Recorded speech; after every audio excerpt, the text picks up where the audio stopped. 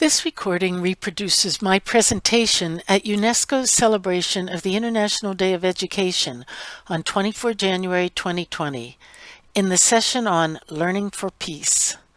I was asked to address how education and learning can help foster peace based on Lobutto Library Partners' experience with libraries that strengthen communities and build cultures of peace and inclusion. The UN resolution that established the International Day of Education recognizes that among education's values are the promotion of peace, the rule of law, and respect for human rights. In focusing on education and peace, I will address two important questions which you probably don't know that you care about. The two questions are, why are learning opportunities outside of school critical for peace? And how can public libraries play an important role in meeting this need? I hope that in a few minutes' time, you will feel motivated to use these ideas to build a more peaceful world. Here is a fundamental observation about peace. Peace fails when one community of individuals sees another as being different, decides that it cannot tolerate that difference, and acts to eliminate it by force.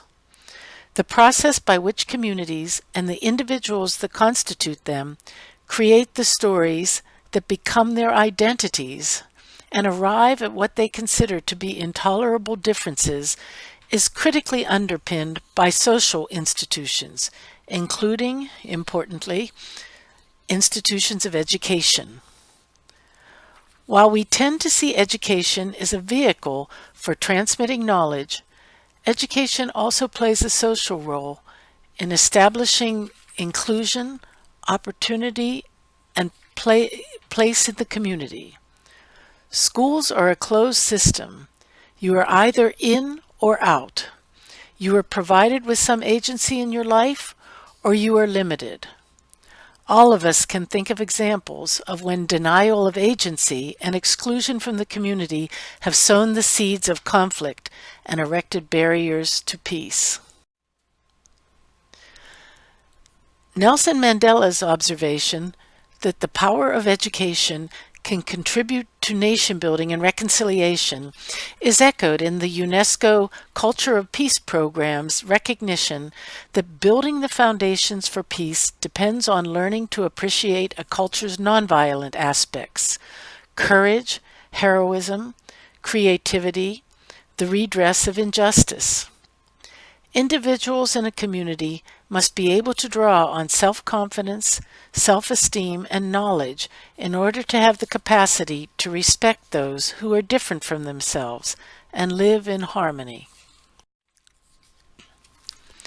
I am here because of lessons learned over a decade with Lobutto Library Partners, which is an organization started in Zambia that has, so far, served over 150,000 children and youth by creating free public libraries that are designed to meet the needs of their communities.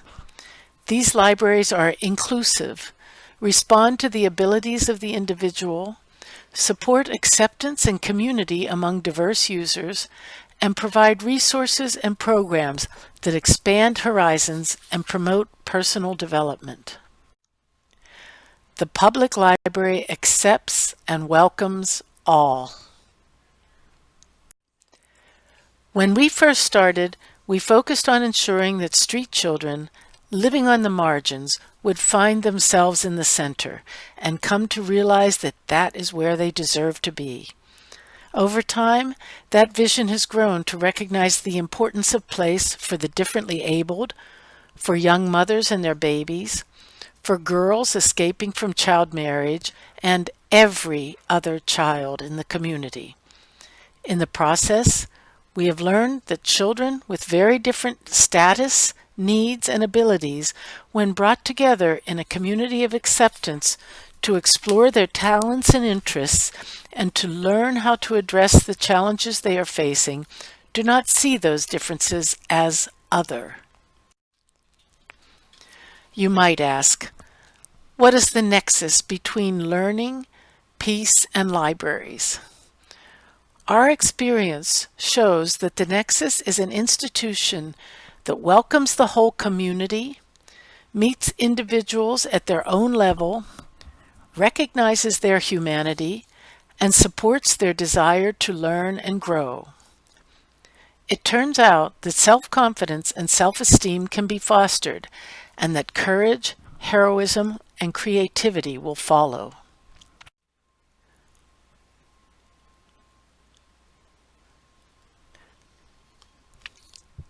Barack Obama said, "At the moment that we persuade a child, any child, to cross that threshold, that magic threshold into a library, we change their lives forever, for the better. It's an enormous force for good." President Obama may have gotten one part of this wrong. No one has to come to a library. Children come to us eagerly, without persuasion. So what does this magic threshold look like? Every community has its own needs. So, effective libraries like ours, which average over 2,500 visits per week, adapt to meet those needs. They include excellent and balanced collections of books and media, tools to support literacy, and, to the extent possible, free and supported access to the Internet. The thirst for finding out about the world and the intellectual and creative freedom that this knowledge brings runs deep. Drama and arts programs also open the world, help children to learn about themselves, build self-confidence and self-esteem, and provide them with a voice. The libraries also educate to meet social needs. Regular and free programs are offered for the hearing and vision impaired, for early childhood education, for family literacy, and for young mothers for whom childcare is provided. Targeted mentoring programs lead young people to overcome obstacles to self-esteem and self-realization. Caring and inspiring role models, especially women working in technological fields, are particularly effective in breaking down gender stereotypes. We found that our libraries can help communities understand that supporting those that have been left behind does not have to come at the expense of others. In particular, they showed that giving girls opportunities to grow did not have to disadvantage boys.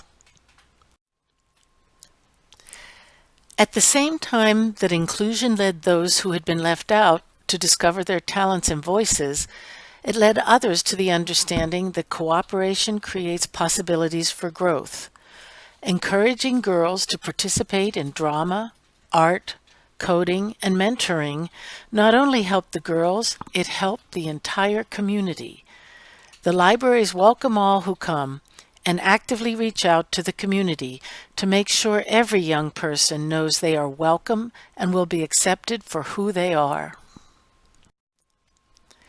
In summary, public libraries, while giving all of the young people in a community access to knowledge, can support learning about oneself, building self-confidence and self-esteem, can foster acceptance of differences, and, in the process, strengthen the fabric of communities and the foundations for peace.